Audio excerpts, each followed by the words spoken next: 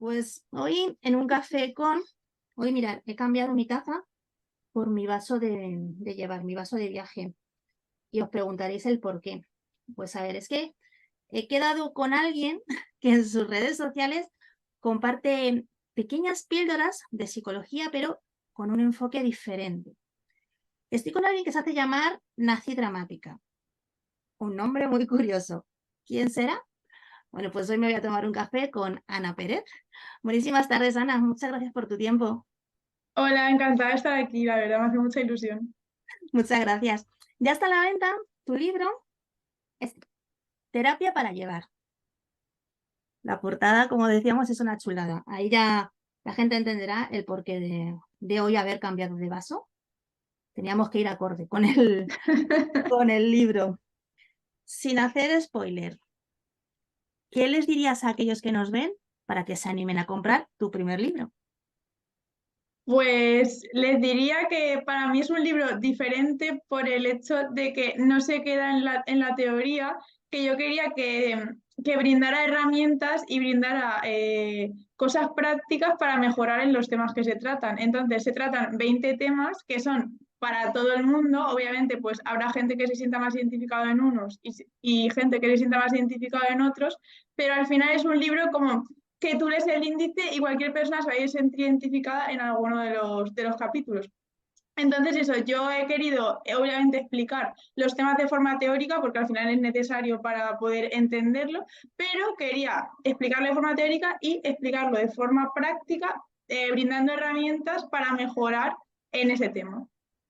Además, es que cuando vas viendo el libro te vas dando cuenta, pues que al final de los capítulos ahí tenemos distintos ejercicios para ir haciendo, todos dibujos, que por cierto, los dibujos muy buenos. ¿Los has hecho tú?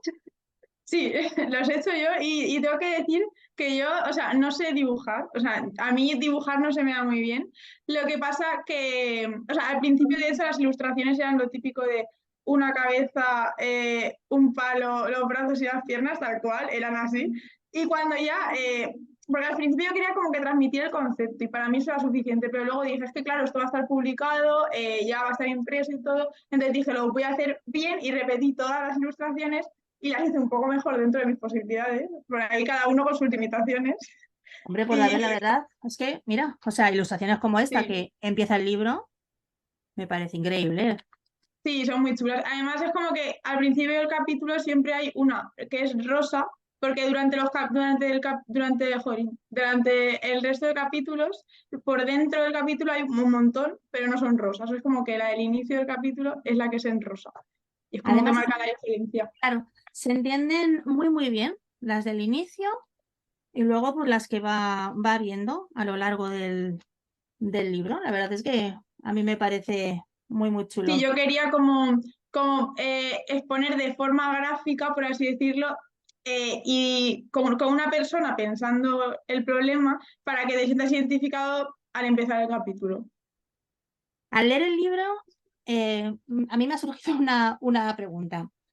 ¿Por qué 100 píldoras o herramientas y no otro número?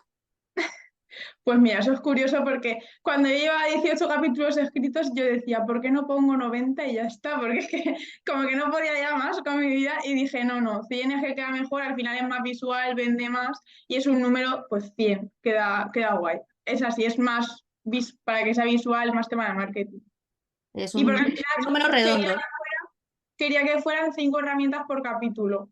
Entonces, pues como son 20 por 5 100.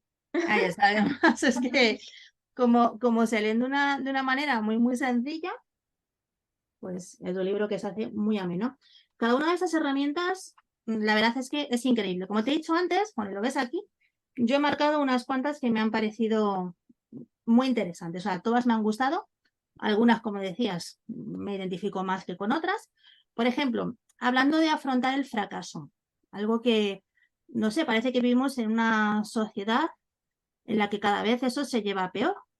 Estamos muy marcados por el tema de la salud mental. ¿Cómo puede ayudar el saber afrontar el fracaso para afrontar mejor este problema? Porque es que ahora mismo hasta los más pequeños, los más jóvenes, están sufriendo con esto. Pues sí, para mí, o sea, bueno, para mí lo que yo veo a día de hoy es que el fracaso no se tiene, o sea, como que no forma parte de la vida. Parece que siempre se premian los éxitos, pero fracasas y nadie va a estar contigo y demás. Entonces, claro, obviamente a nivel social, pues tenemos interiorizado el no fracasar porque todo el mundo pues se va a alejar, todo el mundo no va a estar con nosotros. Entonces, yo lo que quería transmitir en este capítulo es la idea de que fracasar, aparte de que forma parte de los grandes éxitos, fracasar forma parte de la vida y de los aprendizajes. Y como bien digo en el capítulo, fracasar no es algo bueno, porque nunca podemos decir que es algo bueno, pero sí que nos aporta cosas positivas y entre ellas, pues, por ejemplo, nos ayuda a aprender de los errores que hemos cometido, por ejemplo, decir, vale, he cometido este error, no lo vuelvo a repetir, ya sé cómo la próxima vez cómo hacerlo mejor, no vuelvo a, pasar, a tropezar en la misma piedra.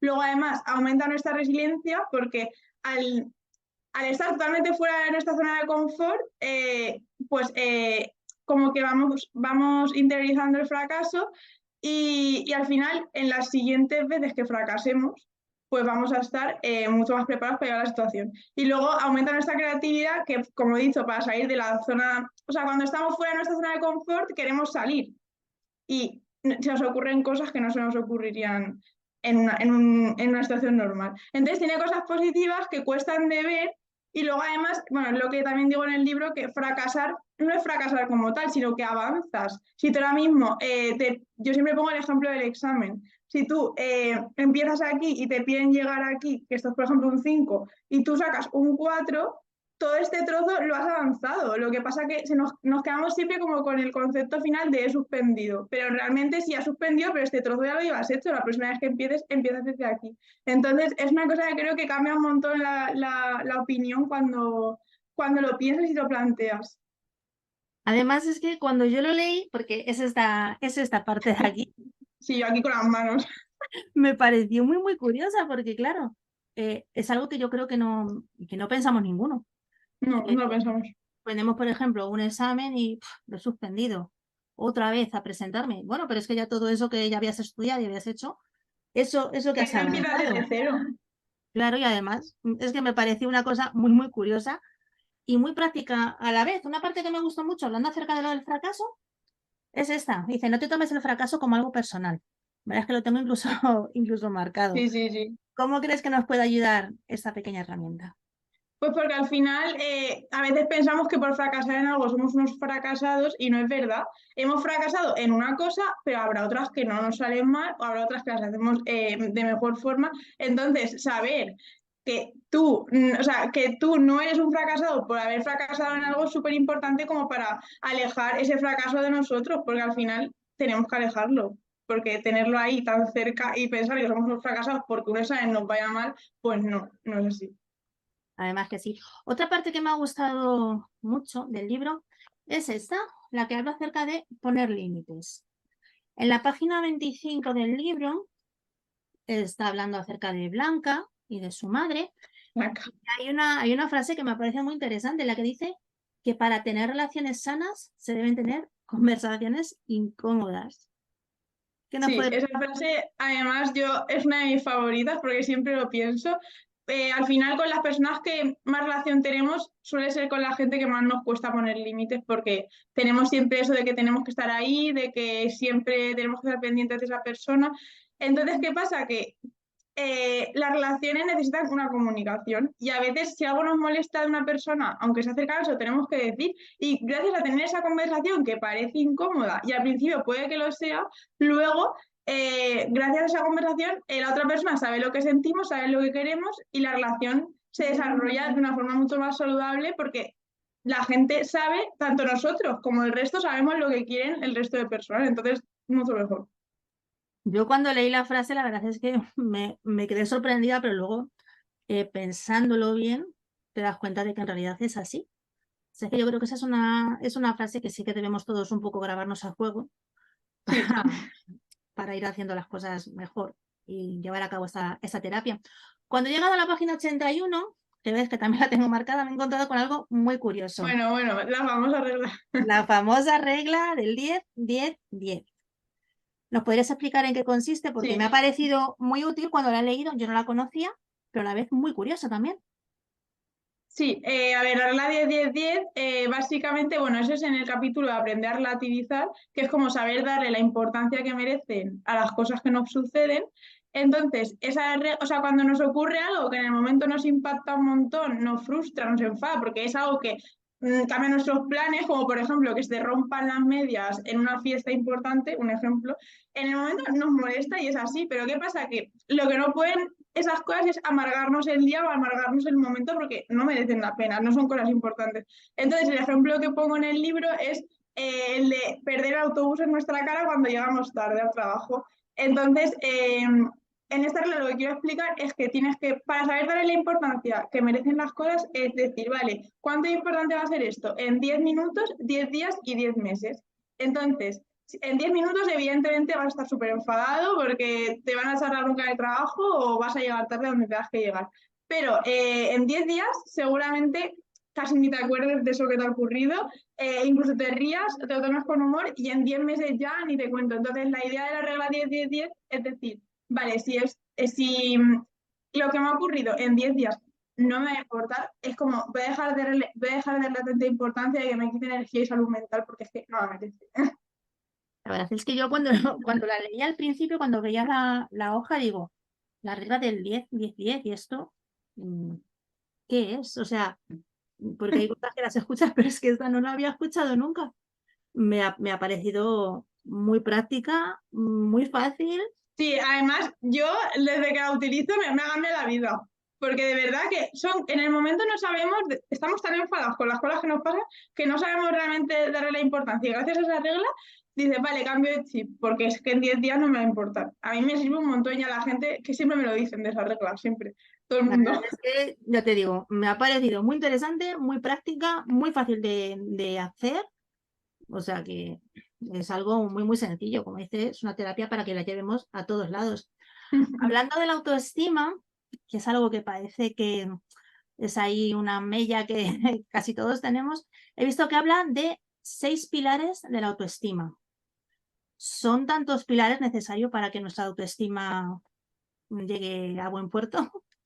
A ver, supuestamente hay que tener un equilibrio entre todos y que todos estén en balance positivo, pero al final, pues no sé, son 6 pilares que al final los dice una autora, que obviamente eso habrá 1000 autores, cada uno diga una cosa. Yo he puesto ese ejemplo porque para mí yo creo que sí que pueden ser los reales, pero al final hay muchísimas teorías y al final la autoestima de cada persona va de una forma y se desarrolla de una forma y yo creo que, o sea, hay que tenerlos todos en positivo, o sea, eso sí, porque al final son todos necesarios.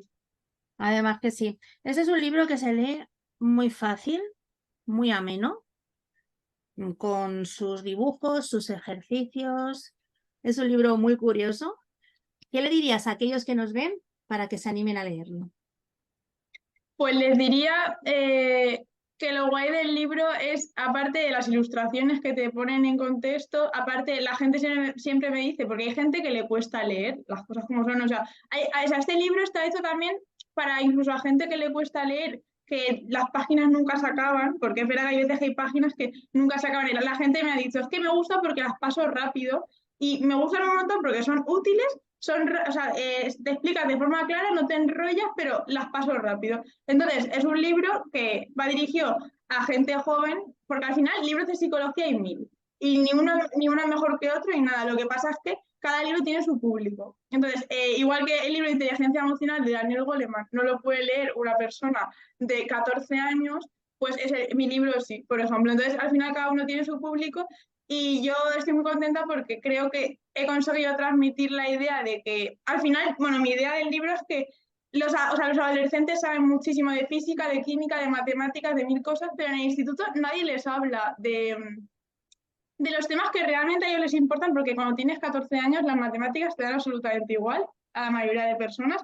Entonces necesitan a alguien que les explique cosas sobre la confianza en uno mismo, poner límites, afrontar el fracaso, autoconocimiento, porque al final sabemos mucho, pero a nosotros no nos conocemos las cosas como son.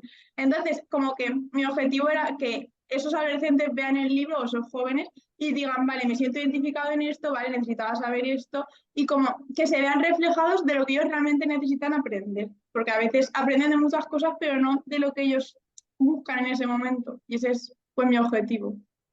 Además es que es un libro que yo creo que, pues como estás diciendo, o sea, lo pueden leer más jóvenes, más mayores. Como dice al final del libro en la contraportada, cuesta muchos años conocer a las personas, así es que tengamos paciencia con nosotros mismos, porque también nos va a llevar tiempo. La verdad es que, Ana, es un libro maravilloso. Esperamos que, bueno, pues ver otro libro tuyo, que podamos seguir, Ya veremos. sigamos viendo tus píldoras, por lo menos te seguiremos en Instagram. Para quien no lo sepa, la cuenta es Nací Dramática, la verdad es que el nombre es una pasada y la cuenta también. Gracias. Quien no la conozca, la verdad es que es para verla, ¿eh? Os va a gustar muchísimo. Ana, muchas gracias por tu tiempo. Sé que con el libro pues estarás bastante liada y con tu trabajo. Te deseo mucho éxito, que salga todo muy bien, que mucha gente compre este maravilloso libro y que esta terapia para llevar llegue a muchísimas casas. Muchas gracias. Muchas gracias a ti por invitarme.